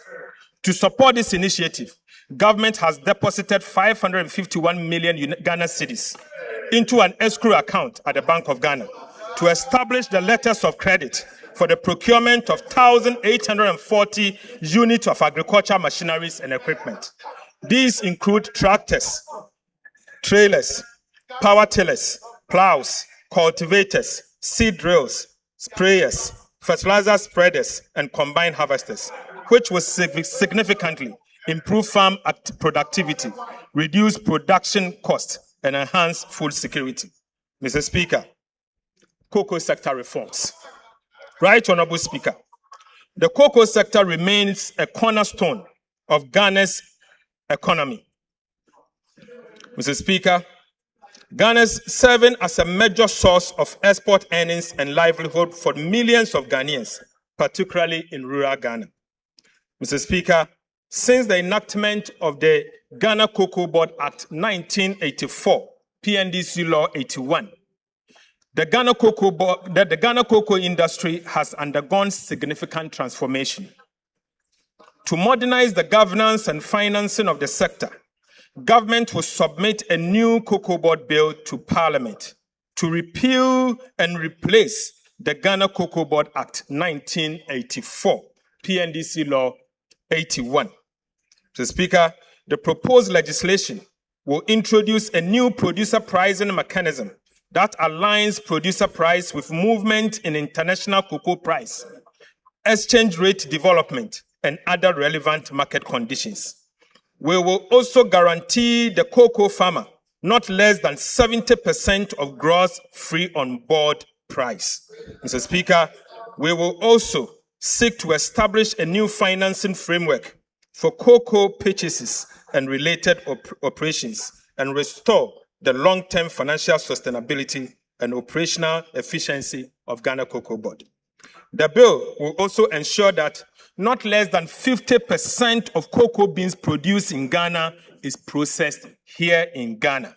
Mr. Speaker, we will also restrain Ghana Cocoa Board from taking part in quasi-fiscal activities. Right Honorable Speaker, Mr. Speaker, these reforms will place Ghana's cocoa sector on a stronger financial footing, improve returns to cocoa farmer, ensure value addition, and position the industry for sustainable long-term growth. Mr. Speaker, I now take you to transforming secondary education and eliminating the double track.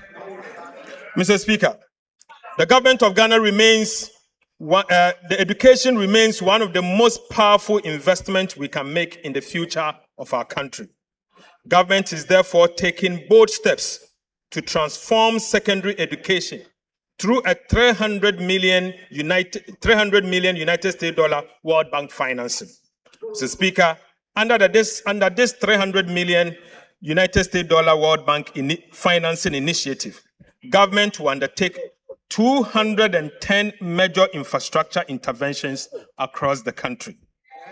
These include, Mr. Speaker, we are building 10 new secondary schools. Right Honorable Speaker, we will rehabilitate 150 secondary schools. Mr. Speaker, we are upgrading 30 Category C secondary schools to become a Category B school.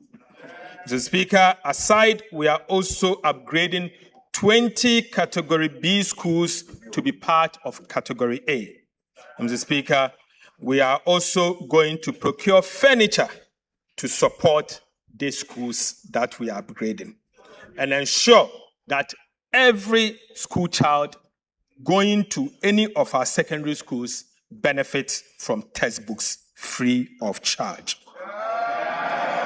Mr. Speaker, 10 new secondary schools will be strategically distributed to improve access in the underserved areas. One new school each will be constructed in Western North, Greater Accra, Volta, Oti, Northern, Upper East, Upper West, Savannah, and Central Region.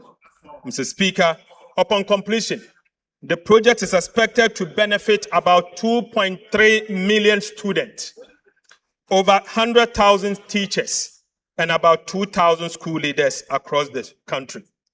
The project will support government effort to eliminate the double track within 2 calendar years. Mr. Speaker, improved learning outcomes, particularly in mathematics and science, expand female participation in STEM and TVET education, and equip our young people with the digital, technical, and green skills required for the jobs of the future. Mr. Speaker, I now take you to free primary health care. Right Honorable Speaker, government remains committed to ensuring that every Ghanaian has access to quality primary health care, regardless of income or location.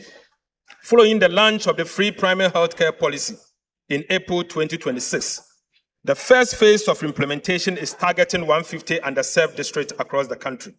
Mr. Speaker, government has distributed more than 24,000 pieces of medical equipment to strengthen diagnostics, emergency, maternal, and neonatal care. Mr. Speaker, we have also deployed motorbikes, tricycles, and mobile outreach equipment to improve healthcare delivery in hard-to-reach communities. In addition, community screening for hypertension, diabetes, cancer, and other non-communicable diseases has been expanded, while the establishment of health kiosks, container-based health posts, and upgrading of existing primary healthcare facilities are underway. Women's Development Bank, Mr. Speaker. Right Honorable Speaker, government has made progress towards the establishment of the Women's Development Bank. On the 26th of January 2026, the bank was formally incorporated as WDB Ghana Limited. Mr. Speaker, following its incorporation, government applied to the Bank of Ghana for the requisite banking license to enable the bank commence operations. Mr. Speaker, in fulfillment of the capital requirement for licensing, the Ministry of Finance has deposited an amount of 400 million Ghana cedis into an account with the Bank of Ghana as the initial capital for the Women's Development Bank. Mr. Speaker, the Women's Development Bank is expected to commence full operations before the end of this year. Mr. Speaker, and I'll bring you to the conclusion. Right Honorable Speaker, in recent times, a narrative has emerged suggesting that this government is not spending enough. Mr. Speaker, nothing can be further from the truth. Far from standing still, we have been steadily and responsibly deploying resources guided by the simple but firm principle that we can only spend only what we have, and we spend it wisely and with the future of our nation in view. Mr. Speaker, in the spirit of transparency and accountability, allow me to lay before this House a clear account of some of the expenditure we have made so far to support government programs across the sectors approved in the 2026 budget. Mr. Speaker, first, to compensate public sector workers, an amount of 48.8 billion Ghana cedis for compensation of employees has been paid, including 4 billion Ghana cedis as contribution to SNIT and 2 billion Ghana cedis as Tier 2 pension scheme.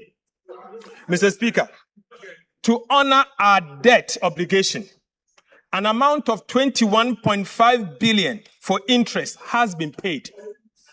To honor our international debt obligation, an amount of $700 million for Eurobond debt service and interest have also been paid. To restore confidence on our financial systems, an amount of 10 billion Ghana cedis to domestic bondholders has been paid. Mr. Speaker, to deepen fiscal decentralization, an amount of 4.4 billion cedis to the District Assembly's Common Fund, representing the first 2 quarters of the year, has been paid. Mr. Speaker, to keep the National Health Insurance Scheme strong and vibrant, an amount of 4.5 billion Ghana cedis has been paid. To strengthen specialized health care, an amount of 1.1 billion Ghana cedis to Mahama Cares has been paid. Right Honorable Speaker, to support quality and access education and accessible education, an amount of 4.2 billion Ghana cedis for the first 6 months of the year to the Ghana Education Trust Fund, GET Fund, has been paid. Right Honorable Speaker, to strengthen free secondary education program and ease the burden on families, and an amount of 1.8 billion cedis to the free secondary education program has been paid. Right Honorable Speaker, to improve road maintenance, an amount of 1.7 billion Ghana cedis to the Road Maintenance Trust Fund has been paid. Mr. Speaker, to support job creation for young people, an amount of 459 million Ghana cedis to the Youth Employment Agency has been paid. Mr. Speaker, again to support petroleum sector, an amount of 961 million Ghana cedis to the Ghana National Petroleum Corporation, GNPC, has been paid. Mr. Speaker, to promote development in mining communities and mining institutions, an amount of 458 million to the Mineral Development Fund has been paid. Mr. Speaker, to keep the light on across the country, an amount of 7.1 billion Ghana cedis to the energy sector for stable power supply has been paid. Mr. Speaker, to clear legacy arrests, to clear your arrest, Mr. Speaker, an amount of 5.3 billion Ghana cedis has been paid to, Mr. Speaker, to give remaining to free compulsory basic education, an amount of 76 million Ghana cedis as capitation grant has been paid. Mr. Speaker, to support the most vulnerable in our society, an amount of 485 million Ghana cedis to LEAP beneficiaries has been paid. Mr. Speaker, to provide nutritious meal and keep our children in school, an amount of 877 million to the Ghana School Feeding Program has been paid. Mr. Speaker, to ease the burden on families, an amount of 46 million for BEC registration has been paid. Mr. Speaker, to remove financial barriers to tertiary education, an amount of 537 million for the no-fee stress policy has been paid. Right, Honorable Speaker, to support teachers, the teacher trainees, an amount of 104 million as teacher training allowance has been paid. Right, Honorable Speaker, to support nursing training, an amount of 144 million as nursing training allowance has been paid. Mr. Speaker, to strengthen grassroots governance, an amount of 93 million as assembly members allowance has been paid. Mr. Speaker, to promote skills development and entrepreneur, an amount of 45 million for the National Apprenticeship Program has been paid. Mr. Speaker, to support Ghana's participation in the 2026 FIFA World Cup, an amount of 58 million has been paid. Mr. Speaker, to support environmental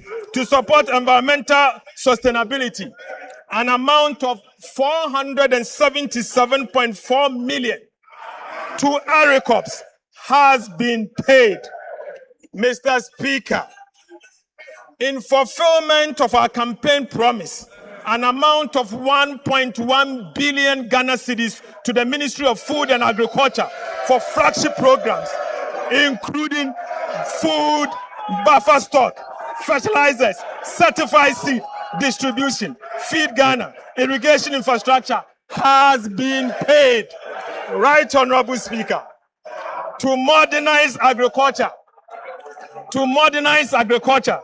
through the establishment of the Farmer Service Center, an amount of 551 million into an escrow account for the establishment of a letter of credit has been paid.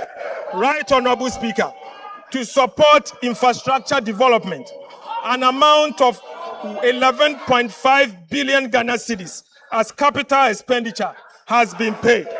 Mr. Speaker, to improve road infrastructure, an amount of 6.5 billion Ghana cedis for the Big Push infrastructure program has been paid.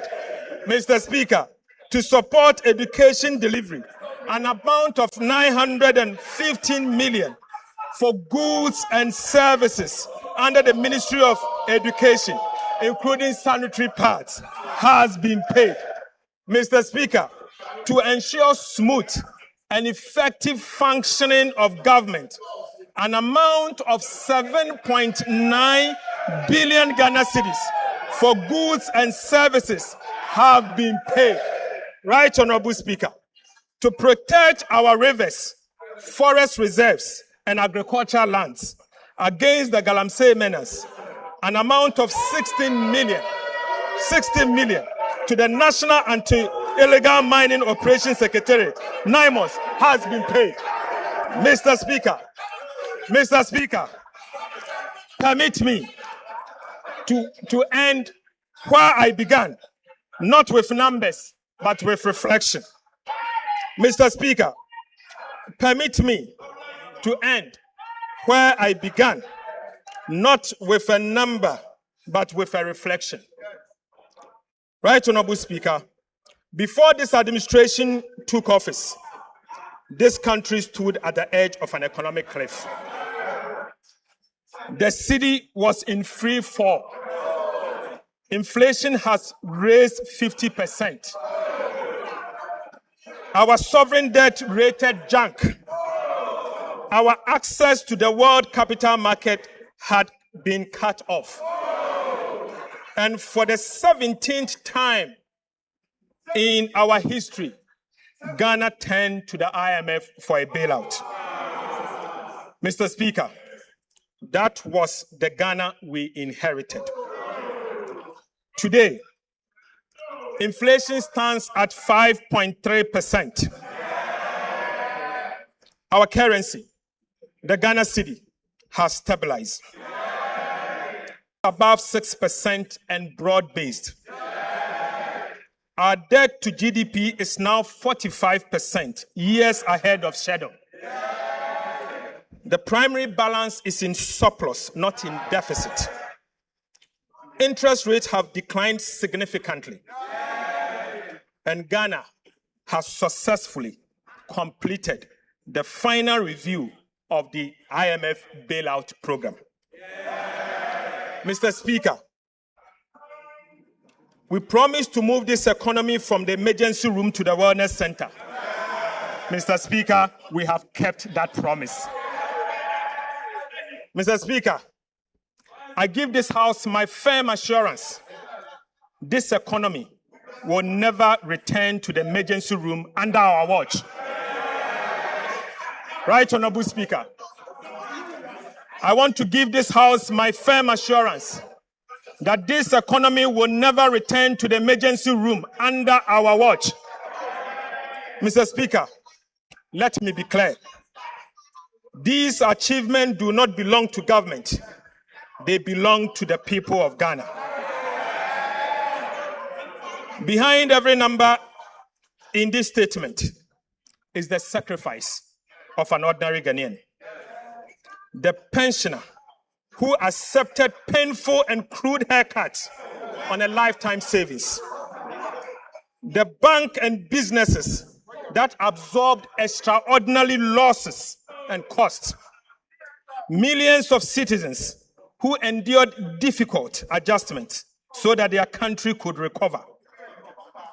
And the market trader, the nurse, the teacher, the entrepreneur, and the young graduate who lived through some of the hardest months in our recent history and never gave up on his country. Mr. Speaker, stabilization was not won in this chamber alone. It was won in homes, on farms, in workshops, in marketplaces, and through the patience and resilience of the Ghanaian people. This administration will never take that sacrifice for granted. Mr. Speaker, we know that inflation alone does not refill an empty pot. We know that a stronger cedi does not instantly repair a household budget stretched by years of economic mismanagement and crisis. And we also know that there is still a distance between recovery and a relief at the kitchen table. But we also know this, Mr. Speaker, your sacrifice was not in vain. It secures something priceless, a firm foundation for our dear country. And on that foundation, we will build the Ghana we want. Mr. Speaker, to every Ghanaian who endured, to the market woman in Kejitia, the farmer in Busunu, the teacher in Wa, the entrepreneur in Sekondi Takrade, and every young person still searching for the opportunity they deserve, I say, on behalf of His Excellency President Mahama, thank you. Your sacrifice is the reason Ghana is standing today. Your future is the reason we refuse to stop here. Mr. Speaker, I now speak the hard truth that discipline demands. Right Honorable Speaker, stability is not a trophy to be worn once and displayed forever. It is a garden. It must be tended every single day or we lose it. Ghana has traveled this road before. We have stabilized, celebrated, relaxed, and unfortunately relapsed. 17 times we turned to the IMF for a bailout. We are determined that the 17th time shall be the last. But that determination cannot rest on the shoulders of the government alone. This is my call to every Ghanaian. The gains we have secured are national gains. They demand a national commitment to protect them. Mr. Speaker, it means paying your taxes so that our schools, hospitals, roads are financed increasingly from our own resources rather than by unsustainable borrowings. It means demanding value for money for every cedi of public expenditure and refusing to look away when public resources are wasted. Mr. Speaker, it means holding this government and every government that follows to the fiscal rules we have written into law. Mr. Speaker, fiscal discipline can no longer be a policy of a minister. It must become the culture of our country. Mr. Speaker, stabilization can never be the destination. And stabilization was never the destination. It was only the price of entry. Ghana has paid that price. What comes next is the work that changes life at scale, the work of transformation. Through the new economy that His Excellency President Mahama will unveil, we will build an economy that does not merely withstand shocks, but create jobs, generate wealth, and grow on the strength of what Ghana produces. Mr. Speaker, the true measure of a finance minister is not how much he spends, but how faithful he protects the resources entrusted to him. Right, Honorable Speaker. The true measure of a finance minister is not how much he spends, but how faithful he protects the resources entrusted to him. The money we manage does not belong to those entrusted to manage it. It belongs to the people of Ghana. Mr. Speaker, it belongs to you and belongs to all of us. Every cedi collected in taxes, every cedi borrowed, and every cedi spent carries with it a sacred obligation to use it wisely, honestly, and always in the national interest. My assurance to this House and to every Ghanaian is simple. Your money is safe. Your money is safe. Under the leadership of President Mahama, your economy is in safe hands. And as long as I have the honor to serve as Minister for Finance, it will remain so. Mr. Speaker, I pledge to level with you always. I will tell you the truth about the state of the public finances, whether the news is welcoming or difficult. We will never conceal our challenges or exaggerate our successes. Trust is about the truth, and truth must remain the foundation of sound economic management. Our responsibility now is not merely to celebrate these gains, but to preserve them for future generations. Economic stability is not an event. It is a duty renewed every day through prudent stewardship, fiscal discipline, and unwavering accountability. Mr. Speaker, Ghana is not going back. Under the leadership of His Excellency President Mahama and with the determination of the Ghanaian people, Ghana is moving forward steadily, honestly, and together. Mr. Speaker, with these remarks, I respectfully submit the 2026 mid-year fiscal policy review of the budget statement and economic policy of government to this House for consideration. God bless our homeland Ghana and make our nation great and strong. Mr. Speaker, I thank you.